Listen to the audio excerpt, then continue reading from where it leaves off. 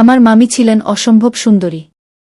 তার সৌন্দর্যের গল্প পুরো গ্রাম জুড়ে ছড়িয়েছিল, যেন এক রূপকথার গল্প। গ্রামের অনেক মানুষই তাকে একবার দেখার জন্য ব্যাকুল থাকত। ছোটবেলা থেকেই আমি মামিকে ভীষণ ভালোবাসতাম। তার মায়াবী হাসি আর সহজ সরল আচরণ আমাকে মুগ্ধ করত। মামি যখন আমাদের বাড়িতে এলেন, তার হাসির আড়ালে লুকিয়ে থাকা গভীর বিষণ্ণতা আমি বেশ কিছুদিন পরেই বুঝতে পারলাম। মামি প্রায় চিন্তিত আর উদাস থাকতেন। একদিন সাহস করে জিজ্ঞাসা করলাম, মামি, আপনি কি এখনও মামার সাথে আগের মতো ভালো সময় কাটান?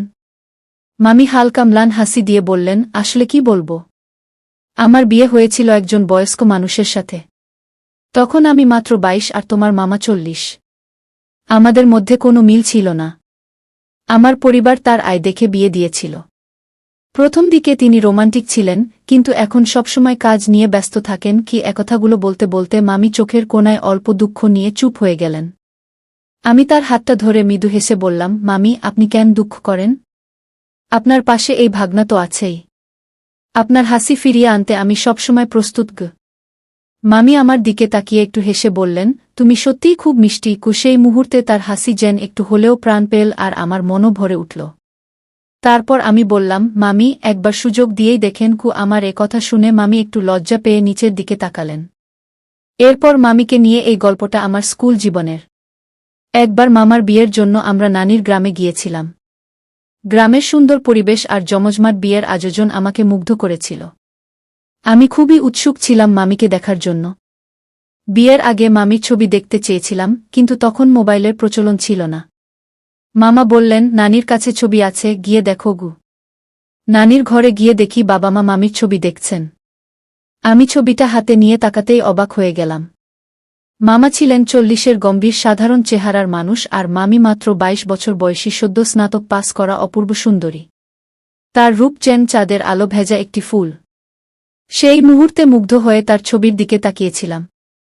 তার গায়ের রং এতটাই উজ্জ্বল ছিল যে তাকে দেখে মনে হচ্ছিল যেন দুধে এক ফোঁটা গোলাপি রং মিশিয়ে দিয়েছে। তখন আমার মনে অদ্ভুত অনুভূতি হচ্ছিল। মামার সঙ্গে মামির কোনো তুলনা হয় না ভেবে মনে একটু দুঃখ হচ্ছিল। আমার মামার বিয়ের সময়ের ঘটনা এটি। পরিবারের সবাই আনন্দে মেতেছিল, কারণ এত সুন্দর এবং মার্জিত একজন বউ বাড়িতে আসছেন। মামি ছিলেন অপূর্ব সুন্দরী, যেন অপ্সরা। মামার বিয়ে দেরি হয়েছিল তার সাধারণ চেহারার কারণে, কিন্তু এমন রূপবতী পাত্রী পেয়ে সবাই অবাক হয়েছিল। বিয়ের দিন ঘনিয়ে এল। 3 দিন পর আমরা মামার সঙ্গে বরযাত্রী নিয়ে তার হবু স্ত্রীর শহরে পৌঁছলাম। আমাদের থাকার জন্য একটি সুন্দর ফার্ম হাউসের ব্যবস্থা ছিল, যা এক রাজকীয় হোটেলের মতো মনে হচ্ছিল। বিয়ের প্যান্ডেলটি ছিল খোলা আকাশের নিচে জমকালো আয়োজনে সাজানো। সন্ধ্যা নামতেই সবাই নাচগানে মেতে উঠল। কিছুক্ষণ পর মামি তার বোন ও বান্ধবীদের সঙ্গে মালা নিয়ে প্যান্ডেলে এলেন, আর সেই মুহূর্তে পরিবেশ আরও রঙিন হয়ে উঠল। তাকে সামনে থেকে দেখার পর আমার মনে হল তিনি ছবির চেয়েও অনেক বেশি সুন্দর। মনে হচ্ছিল আগের ছবিগুলো যেন ঠিকমতো তোলা হয়নি।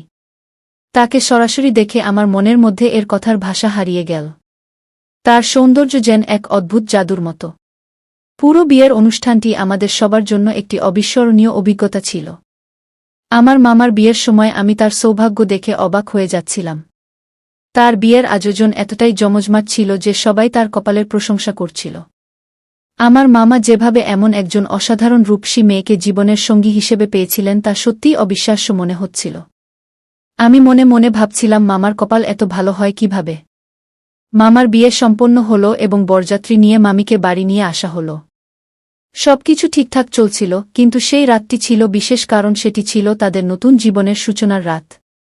আমার ঘর মামার ঘরের ঠিক পাশেই ছিল। আমাদের ঘর দুটি মাঝখানে একটি পাতলা দেয়াল দিয়ে আলাদা করা ছিল। রাত গভীর হতে থাকল। আমি সারারাত ঘুমাতে পারছিলাম না, মনটা খুব অস্থির ছিল। দেয়ালের দিকে কান লাগিয়ে কিছু শোনার চেষ্টা করলাম, কিন্তু দুর্ভাগ্যক্রমে কিছুই শুনতে পেলাম না। পরদিন আমরা সবাই মিলে মামির ঘরে গিয়ে গল্প শুরু করলাম। আমি সহজেই সবার সঙ্গে মিশতে পারি, তাই মামির সঙ্গেও দ্রুত বন্ধুত্ব হয়ে গেল। মামি হাসি মুখে আমার গল্প শুনছিলেন, আর আমিও তাকে মজার কাহিনী শোনাচ্ছিলাম। বিয়ের পর মামা মাত্র 2 দিনের ছুটি নিয়ে কাজে ফিরে গেলেন। তার অনুপস্থিতিতে আমরা কিছুদিন মামার বাড়িতে থেকে তারপর নিজেদের বাড়িতে ফিরে এলাম। কয়েক বছর পর মোবাইল ফোনের যুগ এল। মামা মামি তখন শহরে থাকতেন, তাদের 2 সন্তানও হয়েছিল। ফোনে যখনই মা তাদের সঙ্গে কথা বলতেন আমি মামির সঙ্গে কথা বলতাম। তিনি কখনো আমাকে ভুলতেন না। কলেজে ভর্তি হওয়ার পর প্রথম উপার্জনের টাকা দিয়ে একটি অ্যান্ড্রয়েড ফোন কিনলাম। সেদিনের আনন্দ ছিল অন্যরকম। একদিন কলেজে বসে হঠাৎ মামির কথা মনে পড়ে গেল। তাকে ফোন করতেই তিনি উচ্ছ্বাস নিয়ে বললেন, ওহ, তুমি কেমন আছো? এতদিন পর মনে পড়ল। আমি হেসে বললাম, না মামি, এমন কিছু না। আমি তো সবসময় আপনার সঙ্গে কথা বলি। আসলে নতুন ফোন কিনেছি, তাই ভাবলাম এই নম্বর থেকে আপনাকে ফোন করি গি। মামি খুশি হয়ে বললেন, ওহ দারুণ, নতুন ফোন কে কিনে দিল? আমি উত্তরে বললাম, মামি, এটা আমি আমার উপার্জনের টাকায় নিজেই কিনেছি। এরপর আমি তাকে আমার কোচিং এর কথা জানালাম। তিনি খুব খুশি হয়ে আমাকে আরও উৎসাহ দিলেন। আমি মামা ও তাদের সন্তানদের খোঁজ নিলাম। মামি বললেন, তোমার মামা অফিসে আর বাচ্চারা স্কুলে। ছেলেটা এখন প্রায় 4 বছরের আর মেয়েটা মাত্র 1 বছরের। এরপর থেকে আমরা নিয়মিত কথা বলতে শুরু করলাম। আমি কলেজে থাকতাম আর মামি বাড়ির কাজ সামলাতেন। আমাদের কথোপকথন ধীরে ধীরে আরও ঘনিষ্ঠ হয়ে উঠল। কাজ শেষ হলে মামি আমাকে মিসড কল দিতেন আর আমি সময় পেলে তাকে ফোন করতাম। একদিন মামি হাসতে হাসতে জিজ্ঞাসা করলেন, তোমার কলেজে কত মেয়ে বন্ধু আছে? আমি মজা করে বললাম, কোথায় মামি? আমার কোনো গার্লফ্রেন্ড নেই। থাকলে কি আপনার সঙ্গে এত কথা বলতাম? মামি এই কথায় হাসতে হাসতে বললেন, তাহলে কি আমাকে গার্লফ্রেন্ড ভেবে কথা বলো? আমার মনে হয়েছিল উত্তর দিই, হ্যাঁ মামি, আমি তো অনেক দিন থেকেই আপনাকে গার্লফ্রেন্ড বানাতে চাইছি, কিন্তু আমি সেরকম কিছু বলিনি। তবে এরপরে মামি আমার সঙ্গে আরও বেশি খোলামেলা হয়ে কথা বলতে শুরু করলেন এবং আমিও তার সঙ্গে মজা করতে লাগলাম। একদিন কথার মধ্যে আমি মামিকে মজার ছলে জিজ্ঞাসা করলাম, মামি, আপনার বিয়ের প্রথম রাতটা কেমন ছিল? তিনি লজ্জা পেয়ে হাসতে হাসতে বললেন, সত্যি বলতে আমি কিছুই মনে করতে পারি না। তুমি তো এখন খুব দুষ্টুমি করছো গু। আমি তখন কথাটা ঘুরিয়ে বললাম, আরে মামি, আপনি ভুল বুঝছেন। এমন কিছু ভাববেন না। এভাবে আমাদের কথোপকথন আরও খোলামেলা হতে লাগল। মামি আমার খুব ভালো বন্ধু হয়ে উঠলেন এবং তার সঙ্গেও আমার সময় কাটানো বেশ উপভোগ্য হয়ে উঠল। একদিন মামির সঙ্গে গল্প করতে করতে আমি হেসে জিজ্ঞেস করলাম, মামি, মামা কি এখনও আগের মতো আপনাকে সময় দেন? আগের মতো কি রোমাঞ্চ করেন? তিনি মলিন হাসি দিয়ে বললেন, আমার বিয়েটা এক বৃদ্ধের সঙ্গে হয়েছে। বাড়ির লোকেরা শুধু তার উপার্জনের দিকে নজর দিয়েছিল, বয়সের দিকে নয়। আমি তখন মাত্র 22 আর তোমার মামার বয়স ছিল প্রায় 40। আমাদের মধ্যে কোনো মিল ছিল না। প্রথমে তিনি একটু রোমান্টিক ছিলেন, কিন্তু এখন সবসময় কাজ নিয়ে ব্যস্ত থাকেন। মামির চোখে বিষণ্ণতা দেখে মনটা ভারী হয়ে গেল। আমি তাকে জিজ্ঞেস করলাম, আপনার বিয়ের আগে কেউ কি আপনাকে পছন্দ করত? তিনি কিছুক্ষণ চুপ থেকে বললেন, হ্যাঁ, গ্রামের এক ছেলে আমাকে ভালোবাসত। সে বিয়ে করতে চেয়েছিল, কিন্তু আমার পরিবার রাজি হয়নি। অন্য কাস্টের মধ্যে বিয়ে মানা ছিল। আমি মজা করে বললাম, তাহলে বাড়ির সঙ্গে ঝগড়া করেননি কেন? তিনি দীর্ঘশ্বাস ফেলে বললেন, সাহস ছিল না। হয়তো করতাম তাহলে আজ জীবনটা অন্যরকম হতো। আমাদের কথাবার্তার ফাঁকে মামি আরও বললেন, তুমি তো আমার বয়সের কাছাকাছি। তোমার মতো একজনের সঙ্গে আমার জীবনটা অনেক সহজ হতো। তার কথায় যেন এক আক্ষেপ ঝরে পড়ছিল। আমি তাকে শান্ত করে বললাম, মামি, আপনাকে যদি একজন ভালো বন্ধুর মতো কিছু বলি শুনবেন? তিনি বললেন, হ্যাঁ বলো। আমি বললাম, আপনার আশেপাশে ভালো কাউকে খুঁজে দেখুন যে আপনাকে একটু সুখ দিতে পারে। তিনি ভয় পেয়ে বললেন, না না, এভাবে কিছু হবে না। যদি তোমার মামা জানতে পারেন তাহলে তো বড় ঝামেলা হয়ে যাবে গু। কথা এখানেই শেষ হয়নি। এরই মধ্যে একদিন মামি জানালেন মামা তাদের শহরের চাকরি ছেড়ে দিয়েছেন এবং গ্রামের দিকে ফিরে যাচ্ছেন। আমি মামার সঙ্গে কথা বললে তিনি জানালেন ফ্যাক্টরির মালিক ব্যবসা ভালোভাবে চালাতে পারছেন না, তাই 1 মাসের অগ্রিম বেতন দিয়ে আমাকে বিদায় জানিয়েছেন। একদিন মামি জানালেন, তোমার মামা শহরের চাকরি ছেড়ে দিয়েছেন এবং গ্রামের দিকে ফিরে যেতে চান। আমি অবাক হয়ে বললাম, কিন্তু কেন? আর কোনো চাকরি খুঁজে দেখেননি? মামা একদিন বললেন, অনেক চেষ্টা করেছি, কিন্তু শহরে আর থাকতে ইচ্ছা করে না। গ্রামে ফিরে যেতে মন চায়। কিছুদিন পর তিনি সত্যিই গ্রামে ফিরে এলেন এবং মামি ও সন্তানদের সেখানে রেখে গেলেন। মায়ের কথায় মামা আমাদের কাছে এলেন আর বাবার পরিচিত একজনের মাধ্যমে গার্মেন্টস দোকানে চাকরি পেলেন। চাকরি পেয়ে মামার জীবন একটু স্বাভাবিক হল আর তিনি আমাদের বাড়ি থেকেই কাজ শুরু করলেন। এদিকে মামি প্রতিদিন রাতে আমার সঙ্গে ফোনে কথা বলতেন, প্রায় রাত 2টার দিকে। একদিন কথা বলতে বলতে আমি জিজ্ঞেস করলাম, আপনি মামার খবর আমার কাছ থেকে নেন কেন? সরাসরি তার সঙ্গেই তো কথা বলতে পারেন গু। মামি হাসি দিয়ে বললেন, তোমার মামার তো সময় থাকে না, তাই তোমার সঙ্গে কথা বলেই মন হালকা করি। আমি মজা করে জিজ্ঞেস করলাম, আপনার রাতগুলো কিভাবে কাটে? তিনি একটু বিষণ্ণ সুরে বললেন, তোমার মামা তো এখানে নেই, রাতগুলো কেমন কাটে সেটা তুমি নিজেই বুঝে নাও। তিনি আরও যোগ করলেন, তুমি বলো তোমার রাতগুলো কিভাবে কাটে? আমি হেসে বললাম, আমি তো সিনেমা দেখি, মাঝে মাঝে গান শুনি, আর আজ তো আপনার সঙ্গে গল্প করছি। মামি হেসে বললেন, তাহলে আজ আর কোনো প্রোগ্রাম করনি? আমি বললাম, আপনার সঙ্গে কথা বলার জন্য আজ সব প্রোগ্রাম বাদ দিয়েছি। মামি হেসে বললেন, তুমি খুব মজার ছেলে। আমার সময়গুলো যদি এমন কাট। মামি একদিন ফোনে আমাকে বললেন, তুমি যদি কারো সঙ্গে মিশতে চাও তাহলে নতুন কাউকে সুযোগ দাও। আমি হেসে বললাম, মামি, আমার মন তো শুধু আপনাকেই পছন্দ করে। মামি এই কথা শুনে একটু থেমে হাসলেন। তারপর বললেন, তোমার কি মনে হয় আমার এটা বুঝতে বাকি আছে? আমরা দুজনেই হাসতে হাসতে কথা শেষ করলাম এবং একে অপরকে শুভরাত্রি জানিয়ে ঘুমিয়ে পড়লাম। দুদিন পর মামার প্রথম মাসের বেতন হাতে এলো। তিনি সেটা আমার মায়ের হাতে তুলে দিতে চাইলেন। কিন্তু মা তাকে বোঝালেন, এখানে তো তুমিই আছো, এবার তোমার পরিবারকেও এখানে নিয়ে আসো। বাচ্চাদের স্কুলে ভর্তি করাতে হবে। তাদের ভবিষ্যতের জন্য ভালো হবে গু। মামা কিছুক্ষণ চুপ থেকে বাইরে চলে গেলেন, মনে হলো কিছু ভাবছেন। তার যাওয়ার পর বাবা মায়ের উপর খানিকটা বিরক্তি প্রকাশ করে বললেন, মামা এখানে আছেন, তার উপর পুরো পরিবারকে আনতে বলছ। এটা আমাদের জন্য বাড়তি চাপ হবে। যদিও বিরক্ত ছিলেন, বাবা আর কিছু বলেননি। মামা বিষয়টা বুঝে নিলেন।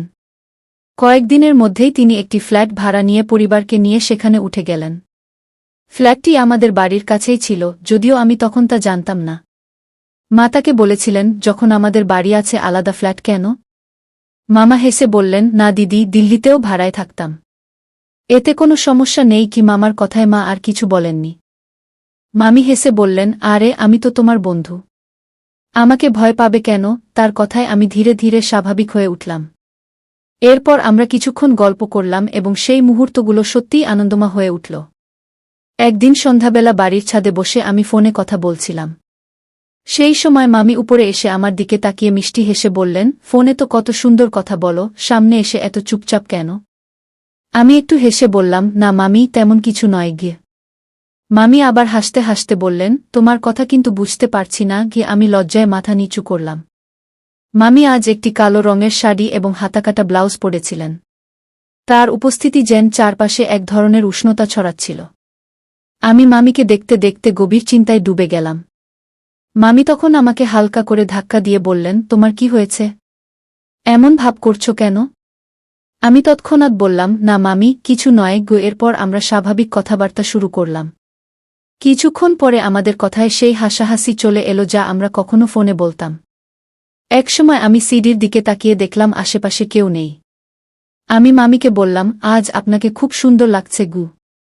মামি মজা করে বললেন, তাহলে একদিন আমার ফ্ল্যাটে এসে দেখো কেমন লাগে। মামি এমন কথা বলায় আমি একটু অবাক হয়ে গেলাম। জিজ্ঞেস করলাম, ফ্ল্যাট কোথায়? মামি হেসে বললেন, একেবারে কাছেই। তারপর আমাদের কথোপকথন হালকা বিষয়ের দিকে মোড় নিল। সেদিনের ঘটনাগুলো আমার মনে অদ্ভুত এক স্মৃতি হয়ে রয়ে গেল। আমার মামা সম্প্রতি তার পরিবারের সঙ্গে একটি নতুন ফ্ল্যাটে উঠেছেন। শুনলাম মামা এটি ভাড়ায় নিয়েছেন। খবরটি শুনে প্রথমে কিছুটা বিষণ্ণ লাগল, তবে মামি হাসি মুখে বললেন, টেনশন নিস না, এটা ভালোই হয়েছে। ফ্ল্যাটে অনেক আরাম হবে। এই কথা বলে মামি হালকা ভঙ্গিতে নিচে নেমে গেলেন। মামির কথাগুলো আমার মনে বারবার ঘুরপাক খাচ্ছিল। আসলে মামিকে নিয়ে মজার ছলে বলেছিলাম, কিন্তু এখন তার কথাগুলোই যেন আমার মন জুড়ে বসে রইল। সারাদিন শুধু মামির কথা ভেবে চললাম। পরদিন সকালে আমি মামার নতুন ফ্ল্যাটে গেলাম। মামা এবং তার বাচ্চাদের সঙ্গে দেখা করে বেশ ভালো লাগল। মামা আমাকে দেখে খুশি হলেন। আমি হাসতে হাসতে বললাম, মামা, আগে জানালে ভালো হতো যে আপনি ফ্ল্যাট ভাড়া নিয়েছেন। মামা হালকা করে হাসলেন কিন্তু কিছু বললেন না। কয়েকদিনের মধ্যে মামা সন্তানদের স্কুলে ভর্তি করালেন। পেশায় সেলসম্যান হওয়ায় সকালে বের হয়ে রাতে ফেরেন। একদিন মা বললেন, তোর মামির জন্য কিছু জিনিস পাঠাতে হবে। মামাকে ফোন করে জিজ্ঞেস করলে ফোনে মামা বললেন, আমি বাড়ি থেকে বেরিয়ে গেছি, তুমি মামির কাছে জিনিস দিয়ে এসো। মা আমাকে জিনিসগুলো দিলেন। আমি মামিকে ফোন করে জানতে চাইলাম তিনি বাড়িতে আছেন কিনা। মামি বললেন, হ্যাঁ, তুমি চলে এসো গু। মামিদের বাড়ি যাওয়ার প্রস্তুতিতে আমি খুব আনন্দিত হলাম। গোসল করে পরিষ্কার পোশাক পরে সকাল 10টার দিকে রওনা দিলাম। ফ্ল্যাটে পৌঁছে দরজার বেল চাপতেই মামি দরজা খুললেন। তিনি হাসি দিয়ে বললেন, এসো, কেমন আছো? ভেতরে নিয়ে গিয়ে সোফায় বসতে বললেন। কিছু স্ন্যাক্স আর ঠান্ডা পানীয় এনে বললেন, তুমি খাও, আমি একটু ফ্রেশ হয়ে আসি গু। জিজ্ঞেস করলাম, বাচ্চারা কোথায়? মামি হাসি দিয়ে জানালেন, স্কুলে গেছে, দুপুর 2টার আগে ফিরবে না। এরপর তিনি তার রুমের বাথরুমে চলে গেলেন। আমি বসে থাকলাম আর চারপাশটা দেখতে লাগলাম। বাথরুম থেকে পানি পড়ার শব্দ শোনা যাচ্ছিল। আমার মনে হচ্ছিল মামি গোসল করছেন, কিন্তু এ নিয়ে আমার মনোযোগ আরও কোথাও ঘুরছিল না। আমি ঠান্ডা পানীয় কাছে চুমুক দিয়ে অপেক্ষা করতে থাকলাম। কিছুক্ষণ পর বাথরুমের দরজা খুলে গেল। মামি বেরিয়ে এলেন আর সারা ঘর যেন তার প্রিয় সুগন্ধিতে ভরে গেল। তিনি একটি কালো রঙের ব্লাউজ ও পেটিকোট পরেছিলেন। তার ভেজা চুলগুলো খোলা ছিল, যা তিনি ধীরে ধীরে শুকানোর চেষ্টা করছিলেন।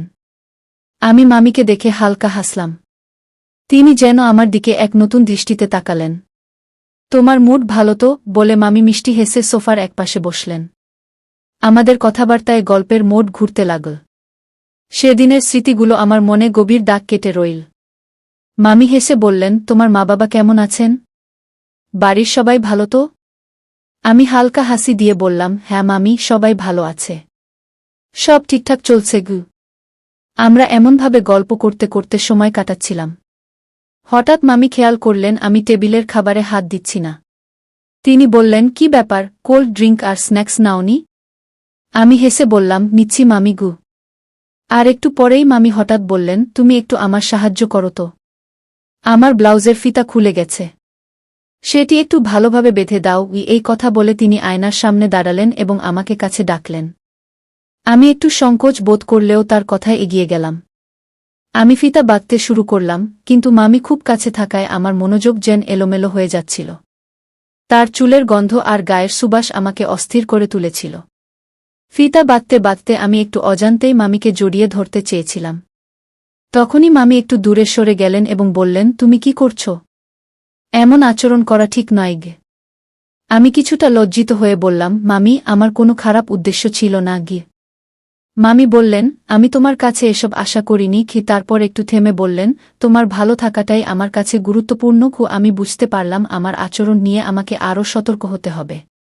সেদিনের ঘটনার পর আমি নিজেকে নিয়ন্ত্রণে রাখার প্রতিজ্ঞা করলাম। মামি বললেন, তুমি আমাকে যেভাবে অনুভব করছ, আমি সেভাবে তোমার প্রতি কখনো ভাবিনি। আমি তোমার মামার স্ত্রী, তাই সম্পর্কের প্রতি আমার দায়িত্ব ও শ্রদ্ধা রয়েছে। তোমার মামা আমার জীবনসঙ্গী এবং আমি তাকে কখনোই ধোঁকা দিতে পারি না। মামি বললেন, তোমার প্রতি আমার ভালোবাসা সবসময় বন্ধুত্বের ছিল। আমি চাই তুমি নিজের জন্য একজন জীবনসঙ্গিনী খুঁজে নাও যাকে তুমি ভালোবাসতে পারো। আমি বললাম, কিন্তু মামি, আমি আপনাকেই ভালোবাসি। মামি শান্তভাবে উত্তর দিলেন, শোনো, আমাদের সম্পর্ক সমাজে গ্রহণযোগ্য হবে না। আমি তোমার ভালোবাসাকে সম্মান করি, তাই চাই তুমি এই ভালোবাসা সেই বিশেষ কারো জন্য রেখে দাও যে তোমার জীবনের সঙ্গিনী হবে। মামি আরও বললেন, সত্যিকারের সুখ এবং শান্তি কেবল একজন স্ত্রী দিতে পারে। একদিন তুমি এই সত্য বুঝবে। তার কথাগুলো আমার মনের গভীরে দাগ কেটে গেল। আমি ক্ষমা চাইলে তিনি হেসে বললেন, ক্ষমা চাওয়ার দরকার নেই। হয়তো আমার দিক থেকেও ভুল হয়েছে। ভবিষ্যতে আমি নিজেও সীমা মেনে চলব। আমি বুঝতে পারলাম মামি সবসময় আমাকে বন্ধু হিসেবেই দেখেছেন। আমি তার বন্ধুত্বকে ভুল বুঝেছিলাম। আজ আমরা ভালো বন্ধু। সম্পর্কের মধ্যে সম্মান ও সীমা বজায় রাখা যে কতটা গুরুত্বপূর্ণ এই গল্প তা আমাদের শেখায়। এইরকম আরও গল্প শুনতে চাইলে কমেন্টে জানান। গল্পটি ভালো লেগে থাকলে লাইক, শেয়ার এবং আমাদের চ্যানেলটি সাবস্ক্রাইব করুন। ধন্যবাদ।